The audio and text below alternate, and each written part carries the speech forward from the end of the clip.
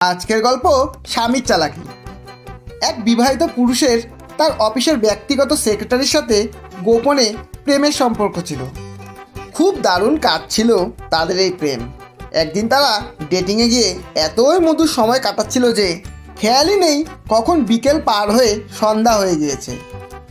যখন খেয়াল হলো তখন রাত 8টা বাজে। বিবাহিত পুরুষটি মনে মনে ভাবতে লাগলো, আজ আর আমার রক্ষে নেই, বাড়িতে গিয়ে নিশ্চয় ধরা পড়ে যাব। বিবাহিত পুরুষটি তখন তার প্রেমিকাকে বলল, তুমি এক কাজ করো, আমার জুতোয় কিছু ঘাস ময়লা লাগিয়ে দাও। তার কথা মতো তার প্রেমিকা তাই করলো। এরপর লোকটি তার প্রেমিকাকে বাড়িতে পৌঁছে দিয়ে নিজের বাড়িতে ফিরে আসলো।